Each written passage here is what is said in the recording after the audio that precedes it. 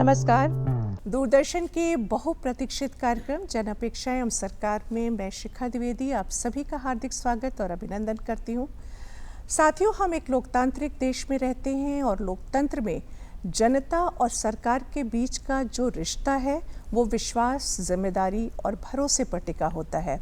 जनता जब वोट करती है तो इस बात पर वो विश्वास करती है, उम्मीद करती है कि वो जो भी सरकार चुनेगी वो उसके लिए, उसके बारे में सोचेगी, उसकी समस्याओं का समाधान करेगी और उसकी उम्मीदों पर खरी उतरेगी।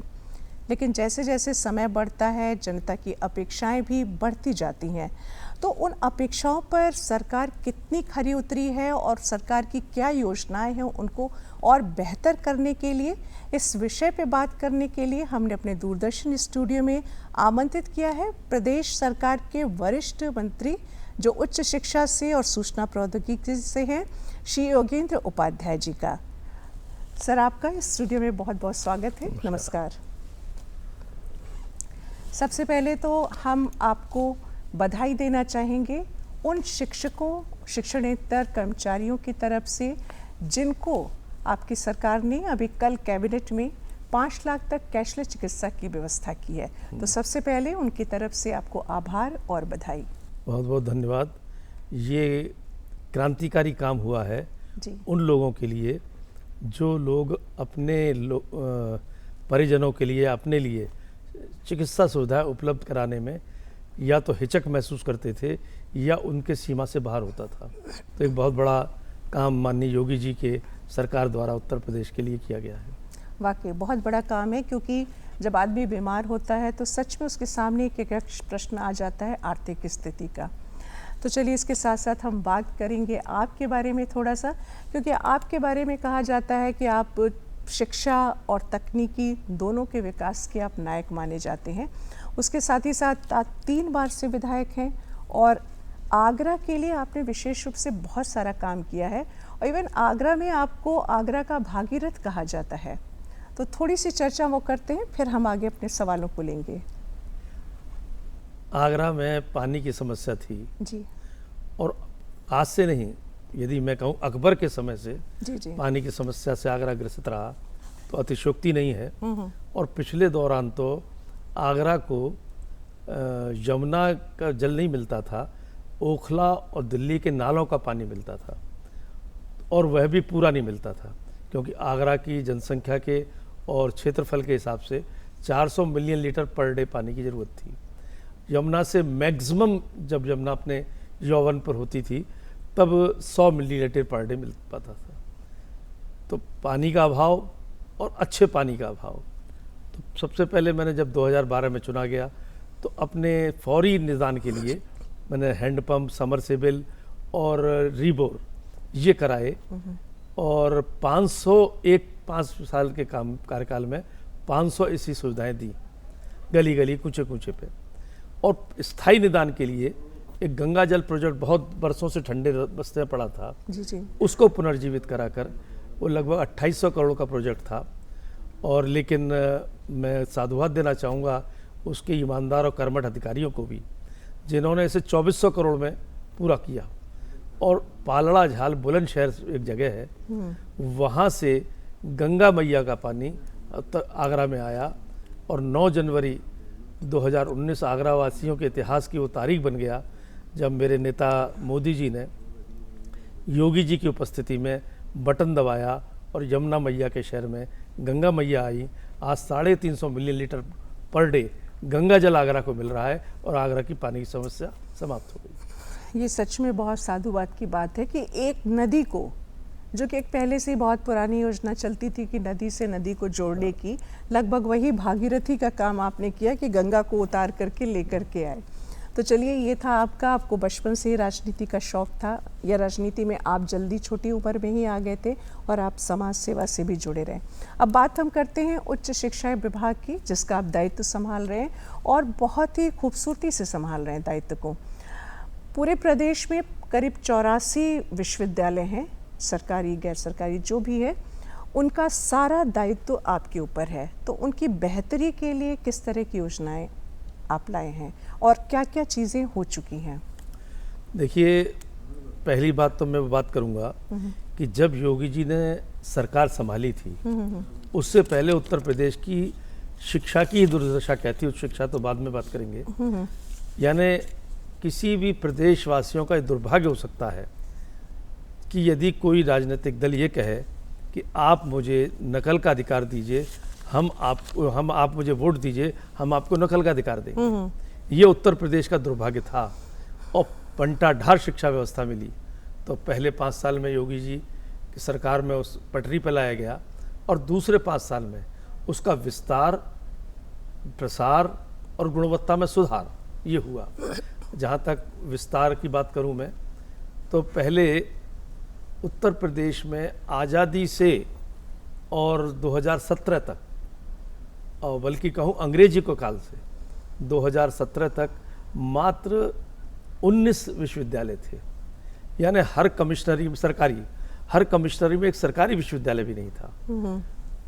योगी जी ने उसके बाद पिछले 7-8 साल में 10 सरकारी विश्वविद्यालय दिए। अब चित्रकूट को छोड़कर हर कमिश्नरी में एक सरकारी विश्वविद्यालय मिल चुका है जनता को। और इसी तरह निजी विश्वविद्यालय की जहाँ तक बात करें तो उत्तर प्रदेश में मैं आपको आंकड़ा बताऊं कि उत्तर प्रदेश में 29 निजी विश्वविद्यालय थे। जी जी। अब 2017 तक 23 बढ़ गए, यानी लगभग 52 निजी विश्वविद्यालय हो गए। और सिर्फ विश्वविद्यालय ही नहीं बने हैं, राष्ट्रीय अंतर्राष्ट्रीय ख्याति प्राप्त विश्वविद्यालय जी, चंडीगढ़ विश्वविद्यालय जो विश्व में 23वें रैंक का है, और अपना JSS जो 28वें 29वें रैंक का है वर्ल्ड में। हिंदुस्तान में तो टॉप रैंक के हैं। इन्होंने भी आकर उत्तर प्रदेश में अपना कानपुर के पास शायद चंडीगढ़ उन्नाव बन रहा है। में खोला है, जी, और जी। JSS ने नोएडा में खोला है। और इस तरह राष्ट्रीय अंतर्राष्ट्रीय ख्याति प्राप्त विश्वविद्यालय खुले हैं। और जहाँ तक मैं इसको गुणवत्ता में सुधार की बात करता हूँ जब, तो गुणवत्ता में सुधार के रूप में ऐसे ही कि देखिए कितना आश्चर्य की बात है, अंग्रेजों के काल से अब तक यानी 2017 तक मात्र 100 डिग्री कॉलेज थे सरकारी, और पिछले 7 साल के अंदर 71 डिग्री कॉलेज खुले। ये योगी सरकार की देन है। तो पूरे इतने लंबे कार्यकाल में 100, इतने से कार्यकाल में 71। तो ये प्रसार और प्रसार की बात है। गुणवत्ता के सुधार की बात करें तो हम पहले 2017 से पहले उत्तर प्रदेश का एक भी विश्वविद्यालय विश्व रैंक या एशिया रैंक तो छोड़ दीजिए, नेक रैंकिंग में A ग्रेड की A+, A++ किसी में नहीं था। पिछले 5-7 साल में उत्तर प्रदेश के QS स्टेट रैंकिंग में 2 राजकीय विश्वविद्यालय आ गए, QS वर्ल्ड रैंकिंग में, QS एशिया रैंकिंग में 6 राजकीय विश्वविद्यालय आ गए। UGC ग्रेड 1 एक भी विश्वविद्यालय उत्तर प्रदेश का नहीं था, आज 3 विश्वविद्यालय UGC ग्रेड 1 में है। नेक रैंकिंग की मैं अगर देखें तो A++ ग्रेड में 6 राजकीय विश्वविद्यालय हैं। A+ रैंकिंग में 2 राजकीय और 7 निजी विश्वविद्यालय हैं। A रैंकिंग में एक राजकीय विश्वविद्यालय और 4 निजी विश्वविद्यालय हैं। NIRF रैंकिंग में 7 विश्वविद्यालय प्रथम बार उत्तर प्रदेश के शामिल हुए हैं। और UGC की शोध गंगा में यदि हम देखें तो टॉप 40 में उत्तर प्रदेश के 9 विश्वविद्यालय हैं। यानी गुणवत्ता में भी सुधार और उनके प्रसार भी। हाँ, नहीं, जनरली एक कहा जाता है ना कि हम जो राष्ट्रीय और अंतर्राष्ट्रीय हमारी रैंकिंग है उसमें उत्तर प्रदेश काफ़ी पीछे है, आज सर्वाधिक है। मतलब देश के सर्वाधिक रैंकिंग प्राप्त विश्वविद्यालय उत्तर प्रदेश में है। तो उनको किस तरह से किन योजनाओं के तहत उनकी अपग्रेडेशन हो रहा है और आगे क्या क्या किया जा रहा है कि जिससे कि हम उत्तर प्रदेश में अपने विश्वविद्यालय का स्तर इतना ऊंचा कर दें कि विदेशी छात्र हमारे यहाँ मैक्सिमम यहाँ आकर कर पढ़ें। उससे 2 चीज़ होगी, एक तो रेवेन्यू होगा और साथ ही साथ हम गुणवत्ता के मामले में सबसे आगे होंगे। देखिए, जब ये मैंने आपको जो गुणवत्ता बताई, इसके बाद उसकी उपलब्धि भी, जो आपने कहा देशी विदेशी छात्र कैसे आए। विदेशी छात्र, इस लखनऊ यूनिवर्सिटी की मैं बात कर लूँ, 2017 से पहले 80 विदेशी छात्र पढ़ने की संख्या थी वहाँ पर। आज इस रैंकिंग के बाद 800 से ऊपर संख्या है। ये मतलब पूरे इससे लखनऊ का उदाहरण देके पूरे अपने प्रदेश का उदाहरण, नोएडा में विदेशी छात्र बहुत बड़ी संख्या में है जितने विश्वविद्यालय खुले हैं। तो उत्तर प्रदेश धीरे धीरे उच्च शिक्षा का हब बनता जा रहा है, ये उसका उदाहरण एक है। और वो इसीलिए क्योंकि गुणवत्ता में सुधार हुआ है उत्तर प्रदेश की उच्च शिक्षा में। आज देश में उत्तर प्रदेश की उच्च शिक्षा को हिकारत से नहीं, एक आश्चर्य से उसके जो प्रगति की है उसको उससे देखा जा रहा है। जैसे अगर बात करें कि जैसे कि रिसर्च के लिए विश्वविद्यालयों में कि रिसर्च को बढ़ावा दिया जाए, तो उसके लिए क्या एक्स्ट्रा फंड, ग्रांट, इस तरह की सरकार की कोई योजना है कि उनको छात्रों को इनकरेज किया जाए, और वो छात्र जो नहीं उठा पाते हैं खर्चा और रिसर्च करना चाहते हैं उनके लिए क्या कर रहे हैं? देखिए, अभी जैसा मैंने बताया कि शोध गंगा में पहले उत्तर प्रदेश के 20वां 22वां कभी नंबर रहा हो तो मुझे मालूम नहीं, आज टॉप 40 में 9 विश्वविद्यालय उत्तर प्रदेश के हैं। इसका माने शोध का कार्य पहले से अधिक तेजी से बढ़ा है। और जो आपने दूसरा प्रश्न किया, उसके लिए ये PM उषा एक योजना है माननीय प्रधानमंत्री जी की, 915 करोड़ रुपया जो देश में सर्वाधिक अनुदान है ओनली फॉर दिस पर्पज कि आप शोध को बढ़ावा दें, इंफ्रास्ट्रक्चर को बढ़ावा दें शोध के लिए, और नई और चीज़ें जो इनोवेशंस हैं उसको बढ़ावा दें, उसके लिए मिला है। और हर यूनिवर्सिटी को उसका हिस्सा मिला, जिसमें 20 करोड़ से लेकर 100 करोड़ तक का यूनिवर्सिटीज़ को मिला है। तो उसको इसी में इन्वेस्ट किया जा रहा है और उसका आउटपुट भी सामने आ रहा है। जैसे जो छात्र पढ़ाई कर लिए उच्चतर शिक्षा की, तो बाहर जाएं, मान लीजिए जैसे कि जो प्रोफेशनल कोर्स हैं उनके लिए तो ठीक है, लेकिन जब बाहर वो जाते हैं तो उनके लिए कुछ ऐसा आप प्रयोजन कर रहे हैं कि जिसमें उनके स्किल का डेवलपमेंट हो जाए, तो उस पर भी कुछ काम यूपी गवर्नमेंट कर रही है? देखिए, NEP 2020 जो माननीय योगी मोदी जी ने दी है, उसको यदि मैं 3 वाक्यों में बांध दूं कि इन 3 वाक्यों के सरकमफ्रेंस में, परिधि में पाठ्यक्रम और कार्यक्रम बन रहे हैं।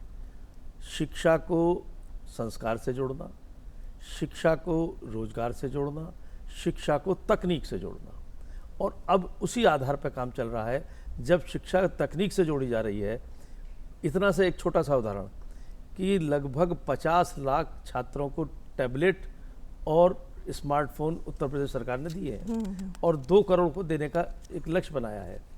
तो एक आम छात्र भी अपने हाथ में तकनीक को लेकर घूम रहा है शिक्षा क्षेत्र की। तो ऐसे और जो काम हुए बताऊंगा आपको कि क्या क्या तकनीक दृष्टि से उच्चीकृत हुआ है। तो जब ये हो रहा है तो धीरे धीरे शोध को भी बढ़ावा मिल रहा है। और यहाँ से स्किल्ड जो छात्र हैं, जब रोजगार से जोड़ना है तो ऐसे रोजगार उपलब्ध कराना, ऐसे कोर्सेज उपलब्ध कराना जिससे कि वो आगे जाकर रोजगार बने, यानी रोजगार लेने वाला नहीं, रोजगार देने वाला छात्र तैयार करना चाहिए।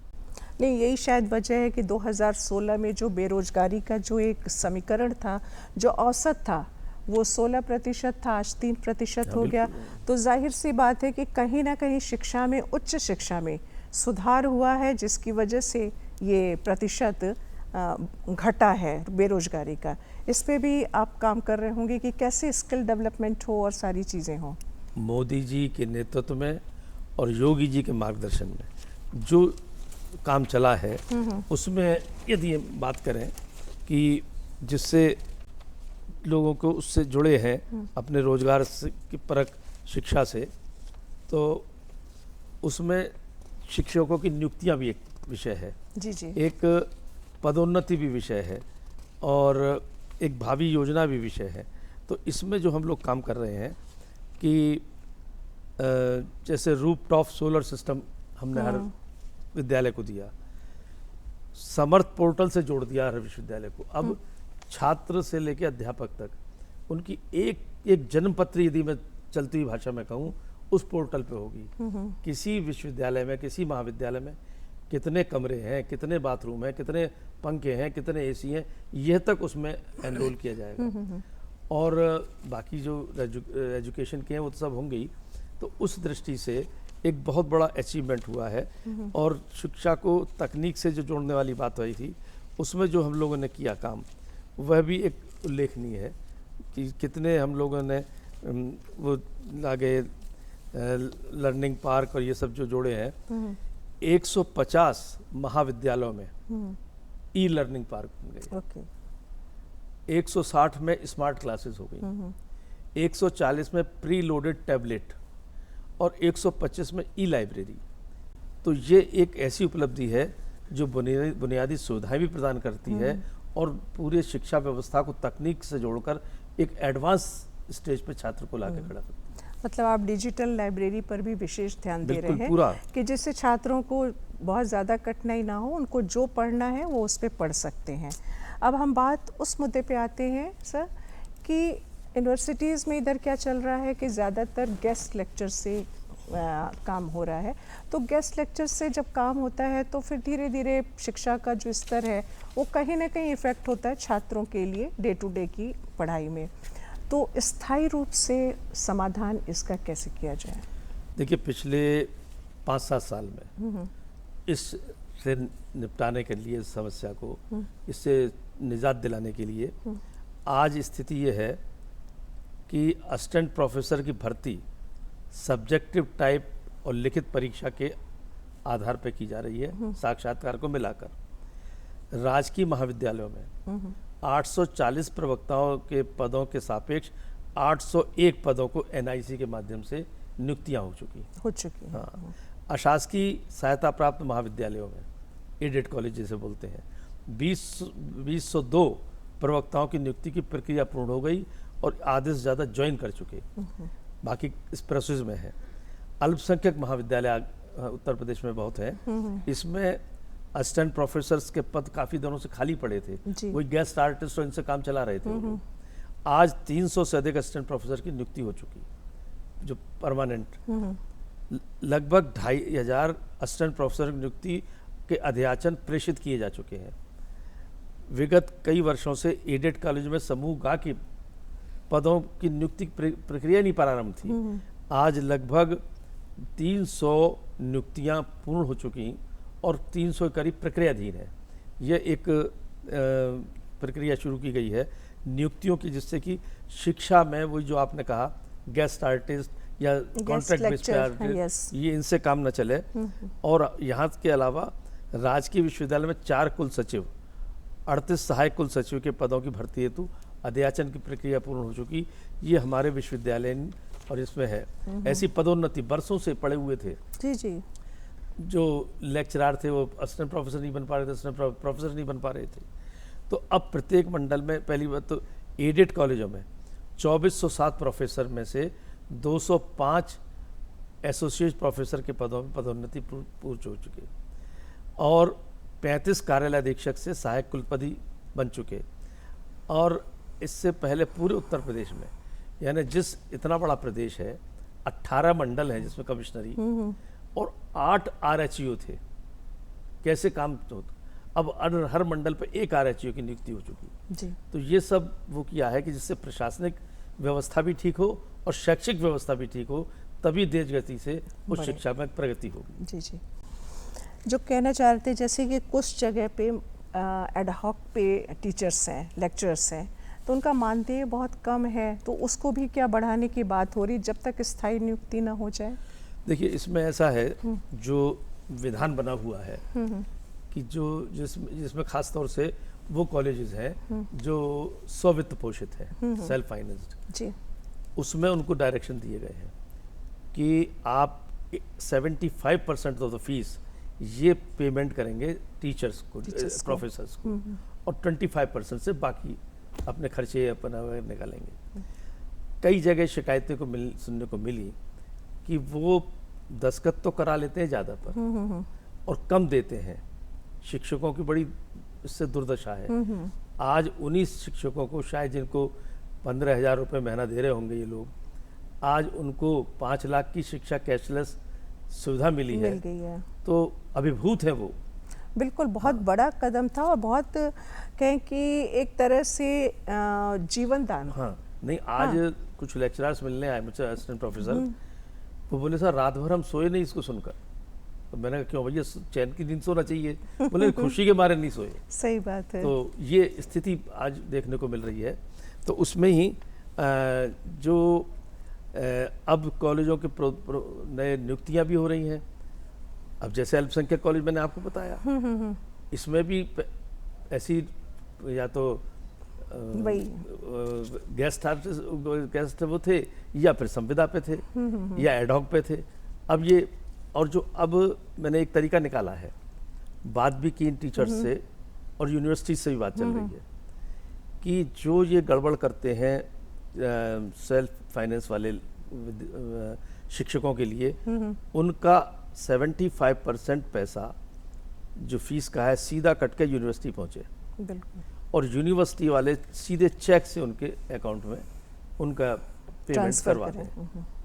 तो इसमें कुछ यूनिवर्सिटियां तैयार हो गई हैं, कुछ यूनिवर्सिटीज़ अभी हिचक रही हैं, लेकिन इस काम को पूरा करने के बाद उनकी ये समस्या भी दूर होगी कि दस्तखत कितने पे कराते हैं। और आपके जो आपने जवाब दिया उसी से एक सवाल निकला कि बहुत सारे अल्पसंख्यक जो विश्वविद्यालय हैं कि बहुत सारे वो रूल्स रेगुलेशन नहीं मानते हैं, उन पे आपका क्या है? जैसे बहुत सी चीज़ों में एडमिशन के टाइम में जो उनको आरक्षण, रिजर्वेशन, ये सब चीज़ों पे उनका मतलब वो अपना ही एक रूल चलाते हैं, तो उसमें आप क्या कर रहे हैं? देखिए, जो वैधानिक उनको अधिकार मिला हुआ है अल्पसंख्यक होने के नाते, तो उसमें तो कोई डिस्टर्ब कर नहीं सकते। हाँ। लेकिन जो वैधानिक उसको तोड़कर उस सीमाओं को तोड़ते हैं, अब वो नहीं कर पाएंगे। उसी की बात हम कर रहे हैं। अब नहीं कर पाएंगे।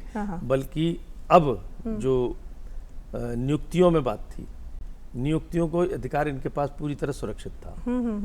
ये आयोग में नहीं जाते थे। एक और नया जो क्रांतिकारी परिवर्तन योगी जी की सरकार में हम लोगों के माध्यम से हुआ है, वो पहले हर शिक्षा का अलग नियुक्ति आयोग था। उस शिक्षा आयोग अलग, माध्यमिक शिक्षा का अलग, प्राविधिक। अब एक ही उत्तर प्रदेश शिक्षा आयोग है, उसके अंडर में सब नियुक्तियां होंगी। एक बात, अल्पसंख्यकों की भी नियुक्तियां उसी आयोग से होंगी। अब वो महाविद्यालय सीधे नहीं कर पाएंगे। हाँ, उनकी जब इंटरव्यू होगा, उनका एक representative as a member of interview board बैठेगा, तो ये सब विकृतियां यूँ करके दूर हो जाएंगी। नहीं, बहुत ज़रूरी भी है क्योंकि समानता सभी जगह होनी चाहिए। और जब उच्च शिक्षा की बात हम कर रहे हैं, तो चलिए उच्च शिक्षा के बारे में हमने इतनी बात की, लेकिन हम चाहते हैं कि आगे भविष्य में आपकी किस तरह की योजनाएं हैं कि हम उच्च शिक्षा को उत्तर प्रदेश में एकदम राष्ट्रीय और अंतर्राष्ट्रीय स्तर पर ले जाएं। उन योजनाओं के बारे में बात करते हैं। देखिए, इसमें दो बातें करूंगा मैं। एक तो शिक्षा का स्तर कैसे बढ़े और शिक्षा के स्तर को बढ़ाने के लिए बाहर का सहयोग कैसे लें जी, और छात्र और शिक्षकों का स्तर कैसे उठे जिससे उनको भी ये करने में आसानी रहे। एक मानस मिलना चाहिए छात्रों को भी और टीचर को भी। पहले जो टीचर की नियुक्ति जहाँ हो गई एडेड कॉलेज में, वो वहीं पढ़ा है, भले ही उसकी इच्छा है, वहाँ पर असुविधाएं हैं, तो हाफ हार्टेड काम कर रहा था वो। आज हमने एकल ट्रांसफ़र की व्यवस्था में इसी साल 300 ट्रांसफ़र किए। जो शिक्षक जहाँ पढ़ाना चाहता है, जिस शहर में, वहाँ पर ट्रांसफ़र किया गया उनका, यदि वहाँ पर जगह खाली है एडेड कॉलेज में। तो एक तो उसका मानस बना, एक पॉजिटिव हुआ, सकारात्मक हुआ। जब सकारात्मक होगा तो अच्छी पढ़ाई कराएगा। बिल्कुल। ऐसे ही छात्रों के लिए किया कि छात्रों को जहाँ पढ़ना चाहते हैं और जो पढ़ना चाहते हैं वो पढ़ने को मिले। और इसके बाद म्यूचुअल ट्रांसफ़र जहाँ पे हुए वो भी करे। इससे एक वातावरण बना। तीसरा, जो छात्र विदेश पढ़ने जाते थे, जिस विषय को पढ़ने जाते थे, उन हमारी यूनिवर्सिटीज़ से बात चल रही है, बाहर की यूनिवर्सिटी, उसमें कुछ लोग आए भी हैं, रशिया के भी हैं, कुछ लोग से वार्ता चल रही है, जापान के हैं। जी, ये लोग तो ये सब आपकी सारी भविष्य में मतलब इस तरह से आप काम करेंगे। और हमें लगता है कि जो आज हमारे इस कार्यक्रम का जो एक उद्देश्य है, जनता को जो भी उनकी अपेक्षाएं हैं वो उनको ज़रूर, उसका समस्या जो भी थी उसका समाधान ज़रूर मिला होगा आपके माध्यम से। और कुछ अपेक्षाएं बची होंगी तो हम फिर आपसे बात करेंगे। और सबसे ख़ास बात ये है कि आप हमारे स्टूडियो में आए, हम आपका बहुत बहुत धन्यवाद करते हैं। नमस्कार। तो ये था जन अपेक्षाएं और सरकार आज का अंक। हमारे आज के जो गेस्ट थे वो उत्तर प्रदेश सरकार के वरिष्ठ कैबिनेट मंत्री श्री योगेंद्र उपाध्याय जी, जो उच्च शिक्षा विभाग संभाल रहे हैं। और इसी के साथ, इस आशा के साथ कि आपके प्रश्नों के जवाब मिल गए होंगे, हमें इजाज़त दीजिए। नमस्कार।